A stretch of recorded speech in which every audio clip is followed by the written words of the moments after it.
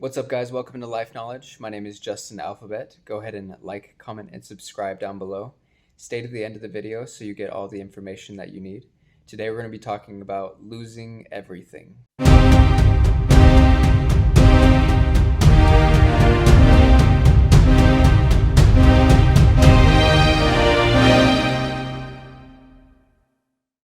This is a spiritual video, a little bit coming at you today, and it's a little bit about energy as well.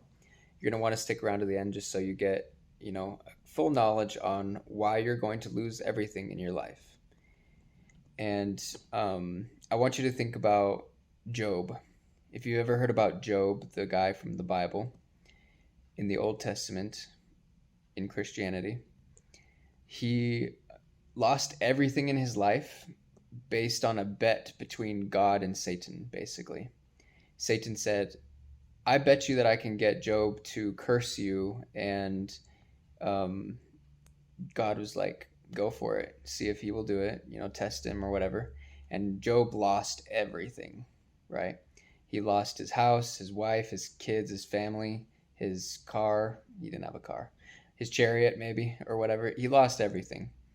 And the point being here is that God rewarded him with a new family, a new car, a new house, and everything because he stayed strong and he stayed faithful.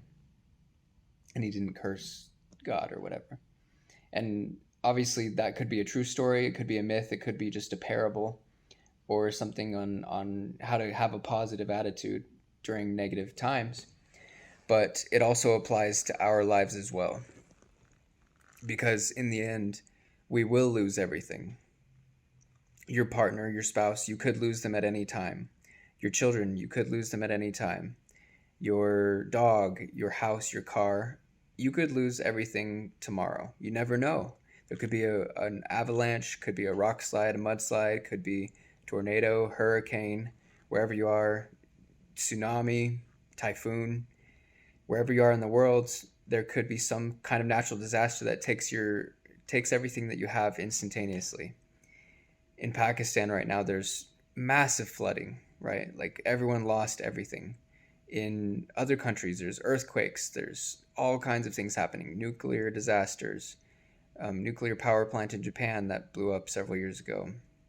It was, unstable and things. Or, in Russia several years ago, in Chernobyl, like there's all kinds of different things that can happen all over the world, all different places, and you never know what's going to happen and what you may or may not lose. People think that their lives are so secure and they're in control of so many things, but we are in control of nothing. And you can find peace in that if you focus on the fact that if you're not in control of anything, that's okay, right? You don't have to worry about so many things. If you realize that the only thing that you can control is yourself, you can find true peace. Because oftentimes we get so anxious or so stressed out about all the details of life. But in the end, all those details don't really matter. Does it really matter what color, the napkins are at your child's birthday party? Does it matter, if there's a spill on the car or on the mat on your car floor? I don't know, or the mat on your car floor. Yeah, that's what. Anyways, does it really matter, right? Like, does it matter that there are these small things in your life that just hinder you? None of them really matter. In the end, everything will be gone. You will die. I will die. Everyone's gonna kick the bucket in the end, and it doesn't matter. We've seen that throughout the pyramids and through everything else, like all these pharaohs trying to bring their gold and their wealth and their wives and crocodiles with them into the next life. And those things are still here. They're still here on earth, and they didn't go with them to the next life. If there is a next life, all you bring is your mentality, your soul, right? Who your inner being is, your inner electricity, as some people call it. Your, glowy stuff inside of you, whatever you want to call it, right? Your intelligence is what some people call it. All that you bring is that into the next life, if there is a next life. And so trying to hold on to everything in this life is going to be really, really horrible, because it's going to hurt even more when you lose it all. You're going to lose your significant other. You're going to lose your family and friends. Your parents will pass on. Your friends will pass on. At some point in your life, you will pass on too. You never know whether you're going to go first or last. You never know. So if you're prepared now for people to pass and your dog to pass and living creatures to pass on, it will hurt a lot less. And so an example of this that you can think about is if you've ever seen the children's movie Avatar: The Last Airbender. Avatar: The Last Airbender is, he can essentially move wind and stuff with his hands, and at one and other elements too. I think it's water, earth, fire, and air. And he's the one that can only do all four of those. There are other people that can do individuals, like there's water people, there's fire people, there's earth people, and there's air people. But he can do all four. And he's supposed to like bring them all together and unify the nations. But anyways, at one point, he's trying to master all four of the elements, and he has trauma, essentially, from his past that's blocking his chi, which is chi is energy, right? It's blocking his flow of energy, which is holding him back. And you can kind of compare that to yourself in today's life, where you may have trauma, you may have bad experiences, you may have hurts and pain from the past that are holding you back. Whether it be the death of a loved one, whether it be, forgiveness issues or guilt or shame. And there's a lot of knowledge in figuring out how to heal yourself from that. Oftentimes it involves forgiveness, journaling, prayer, meditation, therapy, talking it out with people, or physical exercise or things like that can also bring out that kind of and heal that negative trauma. But at this point, this Avatar: The Last Airbender, he's working with the guru to unlock each of his 7 chakras. And chakras are like pools of energy, essentially, that we have in different parts of our body. Like we have one here, we have a throat chakra, we have a heart chakra, stomach, groin, maybe something else, I can't remember. But there's 7 of them or something like that, and you have to unlock all of them to make sure that your energy can flow and you can have a healed, happy life. And you can Google the YouTube video. I think I would just Google like Avatar: Last Airbender chakras, and it shows you the whole thing. But one of them is where he's having to unlock his heart chakra. He's fallen in love with this girl. Her name is Katara, and he's traveled with her and her brother for a long time and fighting people, and she's his love interest. He's in love with her.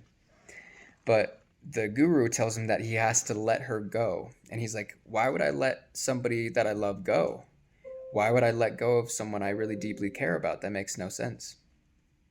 You're not supposed to let go of people that you love. But what he doesn't understand is that in the end, we all have to let go of everybody.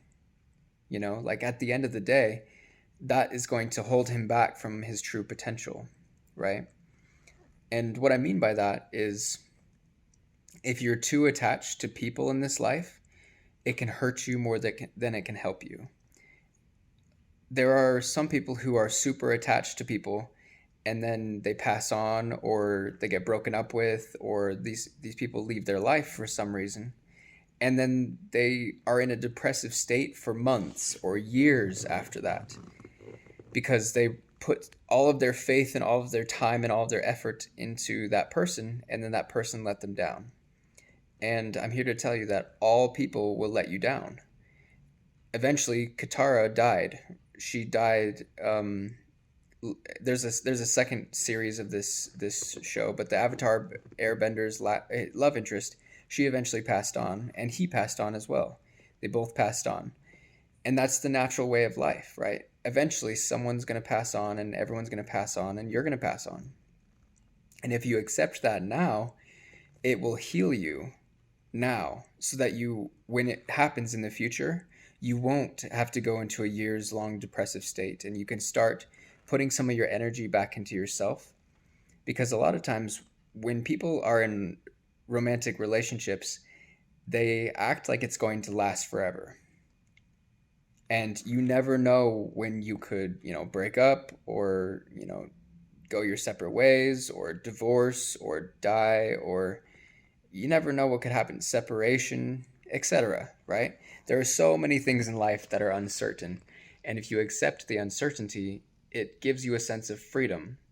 You don't have to be bound to another person that may or may not, be around forever. And no one's around forever, is the point that I'm trying to bring up. No one's there forever.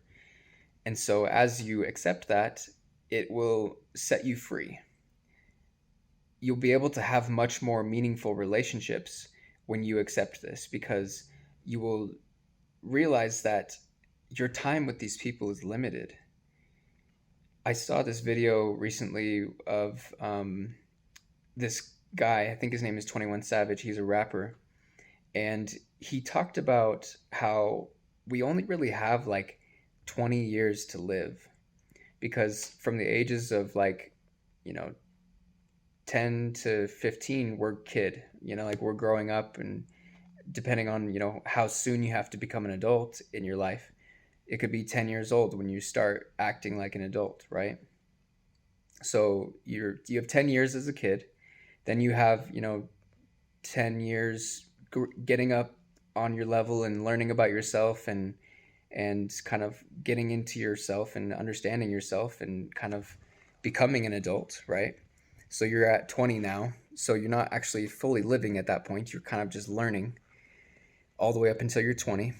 And then from the years of, from your 20s to 30s to 40s, you have about 30 years where you kind of like are truly living. Like you either get to, go hang out with your friends and have a good time, or you're actually a human, like you're a full grown adult, and you can make cognitive decisions, and you kind of can just enjoy life, right? You finally can enjoy it. And most people don't even enjoy it. They mostly just slave away or work away, or they had kids very quickly, and so now their life is their kids, right? Or various other things, right? And so most people don't even get that. They don't even get a full 30 years.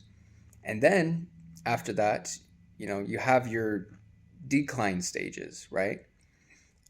After the age of about 60, you kind of like, or some people 50, but in your 50s and 60s, you're kind of slowing down. You can't move around as much. Your health is not as good. You have doctor's appointments. You're, just chilling and trying to stay alive, basically. And then after that, in your 70s, most people the average age is 77. So the last 7 years of your life, you're practically bedridden or whatever. And unless you've taken care of your health and you've upkept yourself and you've been eating the right foods and lived a healthy life, and you haven't, experienced any traumatic events. And at that point, a lot of your friends are dead, and a lot of your friends are just chilling, or passing on, or you're hanging out with grandchildren, or, your family and stuff. And so truly, if you think about it, we have about 20 to 30 years to live real life, right? Like the middle points of your life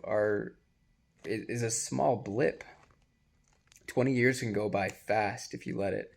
If you're busy doing stuff that you hate, if you're, just mindlessly going through life, it could just be gone. Your life will just be gone in a blink. And a lot of times that's what older people tell me, is that like, I have a lot of people that I've worked with in healthcare and things where their life just went by so fast. They're like, I was just 18 yesterday. It's crazy. And sometimes I feel like that as well. Like I'm almost 30 and I feel like I was just 18 yesterday sometimes. It wasn't that long ago to me. And so life goes fast. You have to make sure that you cherish every moment, is the point here. We only have a certain amount of time to truly live. Oh, I forgot to mention too, he also said you also sleep for like 45 of like for the time that you're here on earth, you sleep for like 40 years basically. because, it takes up a certain amount of hours during the day. I would look up the video if you want to check it out. It's 21 Savage talking about time here on Earth, right? And he's just a rapper, and he's actually noticed that. That's really intelligent and cool. And 21 Savage is not the only one that's noticed this, right? Like, many people have talked about it, and most people just don't think about it day to day. People are, especially modern times, like, people are just focused on their phones, focused on Netflix, focused on their job they hate. They're focused on, building a family, getting the girl, getting the guy, whatever it might be. But there's more to life than that, and just being in the moment is amazing. And the sooner that you realize that you're going to lose everything, the sooner that you can just be in the moment more and more often. You can just appreciate the fact that you're alive, right? Sometimes I think about, like, when I'm going through hard things or having a bad day or whatever, I'm just like, I'm really happy that I'm even here to have a bad day. I'm glad that I have a bad day, because without a bad day, I wouldn't have a good day, right? You wouldn't know the good without the bad. So appreciate everything, appreciate all the moments, let go of everything as well. When you let go of people, places, things, objects, everything in life except for who you are, you truly start to be free. So try that. And if you have any questions, go ahead and comment them below. Thank you for watching to the end of the video, and share it with a friend if you felt it was helpful. Have the day you deserve, and let's level up.